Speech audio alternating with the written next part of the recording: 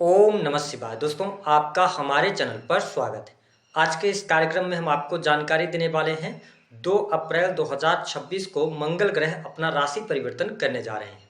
तो मंगल के राशि परिवर्तन का प्रभाव मेष राशि वालों पर किस प्रकार से पड़ने वाला है, आने वाले 39 दिनों तक मंगल के प्रभाव के कारण आपके जीवन में किस प्रकार की परिस्थितियों का निर्माण होगा, कौन सी महत्वपूर्ण घटनाएं घटित होंगी, विस्तार से इस वीडियो में हम चर्चा करेंगे।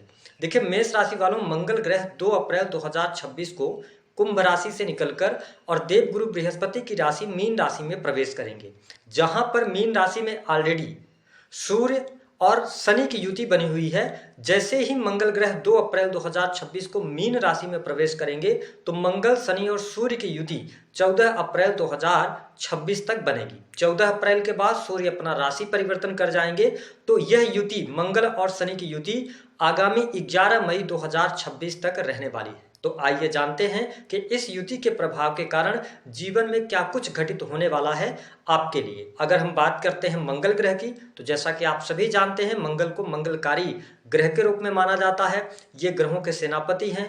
मंगल ऊर्जा, शक्ति, साहस, पराक्रम, बल, इन सभी चीज़ों का इनको कारकत्व प्राप्त है। साथ ही ये सेना, पुलिस, आर्मी, इलेक्ट्रिकल चीज़ें, इसके साथ चोट चपेट, दुर्घटना, ऋण, मुकदमा, कोर्ट कचहरी, शरीर में पाए जाने वाला ब्लड, इन सभी चीज़ों का समावेश मंगल के अंदर है। वही जब हम बात करते हैं शनि ग्रह की, तो इन्हें शोक, दुख, कष्ट, पीड़ा का कारक ग्रह कहा जाता है। साथ ही कंस्ट्रक्शन लाइन, ठेकेदारी के काम, टेक्निकल फील्ड, इसके साथ में अगर हम देखें तो शनि को जुडिशरी का भी कारक ग्रह कहा जाता है। ऐसी स्थिति में जब मंगल शनि की युति हो रही है तो निश्चित तौर पर आपके जीवन में कुछ बड़े परिवर्तन जरूर होंगे। मंगल का यह गोचर मेष राशि वालों आपकी राशि से 12वें भाव में हो रहा है, और आपके लिए मंगल की अगर बात करें तो मंगल आपके प्रथम भाव और अष्टम भाव के स्वामी होकर 12th हाउस से गोचर करने वाले हैं, जिसके परिणाम स्वरूप आपके लिए, अगर आप विदेश से जुड़े हुए हैं या आप ऑलरेडी विदेश में रहकर काम कर रहे हैं, तो यह समय आपके लिए अप्रत्याशित रहने वाला है। अच्छे लाभ की उम्मीद आप कर सकते हैं इस समय अवधि के दौरान। यदि आपका इंपोर्ट एक्सपोर्ट का बिजनेस है तो आप अच्छे लाभ प्राप्त करने में सफल होंगे, क्योंकि शनि मंगल की युति 12th हाउस में होने की वजह से अगर आप ऑटोमोबाइल सेक्टर में हैं, किसी भी प्रकार के टेक्निकल फील्ड से जुड़े हुए हैं, या आप विदेश में रहकर टेक्निकल फील्ड के अंदर काम कर रहे हैं, तो यह समय आपके लिए अच्छा रहेगा। लेकिन 12वें भाव में मंगल के होने की वजह से थोड़ा सा स्वास्थ्य संबंधित तकलीफ ये आपको अवश्य देंगे। ऐसी स्थिति में अनिद्रा, सिरदर्द की समस्या और साथ ही चोट चपेट, दुर्घटना ना हो, इसका आपको ध्यान रखना पड़ेगा। क्योंकि ये अनिद्रा इसलिए देंगे क्योंकि जब पाप ग्रह 12th हाउस में गोचर करेंगे और 12th हाउस आपका सैया सुख है, तो यहाँ पर थोड़ा सा सैया सुख में ये कमी लाएंगे। और आप शनि की 7.5 के प्राथमिक चरण में भी चल रहे हैं, तो थोड़ा अपनी सेहत का आपको ध्यान रखना पड़ेगा। मंगल जब 12th हाउस से गोचर कर रहे हैं, यह व्यय का भाव होता है, तो ऐसी स्थिति में खर्च की अधिकता इस समय अवधि के दौरान आपको परेशान कर सकती है। तो ओवरऑल विदेश यात्रा, विदेशी भूमि से लाभ, विदेश जाने का योग, साथ ही खर्च की अधिकता, इस प्रकार की स्थितियां आने वाले समय में आपको देखने को मिलेंगी। अब देखिए, मंगल की जो चौथी दृष्टि का प्रभाव है, मंगल आपके तीसरे भाव पर दृष्टि डालेंगे। मंगल की जो चौथी दृष्टि है यह आपके लिए लाभकारी सिद्ध होगी। तो जो मेष लग्न या मेष राशि के जातक जातिका कम्युनिकेशन के फील्ड से जुड़े हैं, सेल्स का कार्य है आपका, मार्केटिंग का है, ट्रेवलिंग से जुड़ा हुआ कार्य क्षेत्र है, आर्किटेक्ट वगैरह आप हैं, स्क्रिप्ट राइटिंग या पर्दे के पीछे रहकर कोई आप अगर काम कर रहे हैं, तो यह गोचर आपके लिए बहुत ही अच्छा रहने वाला है। इस गोचर से आपको लाभ अवश्य प्राप्त होगा। कम्युनिकेशन स्किल आपकी अच्छी रहने वाली है। वही छोटे भाई बहनों के साथ में संबंध भी आपके अच्छे रहेंगे। सिवाय थोड़ा सा ये ध्यान रखिएगा कि आपको एग्रेसिव अप्रोच नहीं रखनी है। अगर आप एग्रेसिव अप्रोच रखेंगे तो प्रॉब्लम्स क्रिएट हो सकती हैं। जितना आप शालीन होकर चलेंगे उतना बेहतर आपके लिए रहेगा।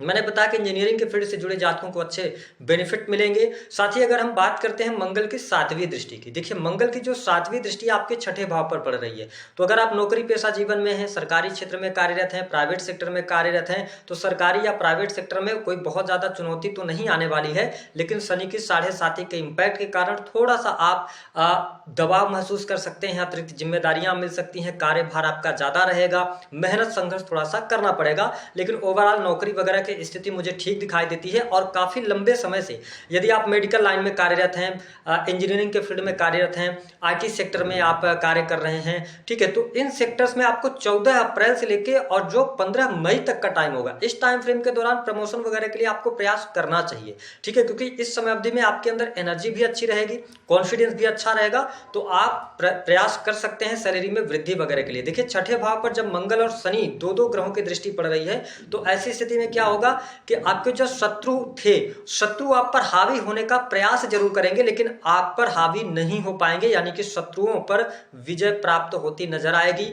अगर आप लंबे समय से ऋण से जूझ रहे थे, यानी कि आपकी ईएमआई वगैरह जा रही थी, उसको पे करने में प्रॉब्लम्स का सामना करना पड़ रहा था, तो कहीं ना कहीं से उससे आप बाहर निकलेंगे, आपके सामने अवसर निकल कर आएंगे। कोई भयंकर बड़ा रोग होने की संभावनाएं बिल्कुल दिखाई नहीं देती, लेकिन थोड़ा सा अपनी सेहत को लेकर आप सचेत रहिएगा, अनिद्रा वगैरह से बचिएगा, बाकी चीजें आपके लिए अच्छी रहने वाली रहेंगी। मंगल की अगर हम बात करते हैं 8वीं दृष्टि की, तो ये सप्तम भाव पर दृष्टि डालेंगे और देखिए देवगुरु बृहस्पति की भी दृष्टि सप्तम भाव पर है। तो अगर हम देखें तो बिजनेस व्यापार के लिए आने वाला समय अच्छा है, काम धंधे में बरकत देखने को मिलेगी। जैसा कि मैंने बताया कि अगर आप इलेक्ट्रिकल चीजों का बिजनेस करते हैं, कंस्ट्रक्शन लाइन से जुड़े हुए हैं, रियल एस्टेट के बिजनेस से जुड़े हैं, तो यह समय आपके लिए लाभकारी सिद्ध अवश्य होगा।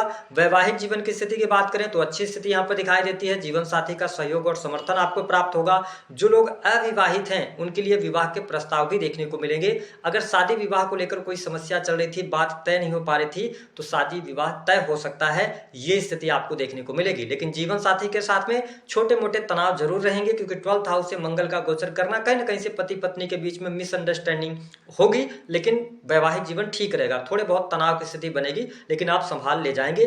प्रेम संबंध के मामलों की अगर हम बात करें तो प्रेम संबंध के मामलों के लिए समय बहुत अनुकूल रहेगा। यदि आप मेष लग्न या मेष राशि के हैं तो आप देखेंगे कि 14 अप्रैल 2026 के बाद आपके जो एक्स पार्टनर रहे हैं उनकी वापसी हो सकती है, या आप रिलेशनशिप में हैं तो आप अपने पार्टनर के एक्स के बारे में बहुत ज्यादा सोच विचार कर सकते हैं। थोड़ा सा मुझे ऐसा दिखाई देता है, क्योंकि केतु पंचम भाव से आपके गोचर कर रहे हैं और पंचमेश होकर सूर्य आपके प्रथम भाव से गोचर करेंगे, यानी कि प्रेम संबंध के लिए तो अच्छा है, लेकिन आपके रिश्ते में ना थोड़ा शंका की भावना ज्यादा रहेगी, क्योंकि केतु क्या करते हैं, ये शक की भावना पैदा करते ही करते हैं। जो चीजें नहीं होंगी आप उसके बारे में भी सोच सकते हैं। तो आपसे निवेदन है कि प्रेम संबंधों में शक की भावना से आप बचेंगे, थोड़ा सा इगोस्टिक होने से बचेंगे, तो बाकी चीजें आपके लिए अच्छी रहेंगी। संतान को लेकर यहाँ पर चिंता अवश्य दिखाई देती है, संतान का थोड़ा सा ध्यान रखना पड़ेगा। यदि आप बिजनेस व्यापार में नई साझेदारी करना चाहते हैं, नए व्यवसाय मतलब पार्टनर्स के साथ में शुरू करना चाहते हैं, तो यह समय उपयुक्त नहीं है, आप बिल्कुल नहीं कीजिएगा, इसमें आपको नुकसान होगा।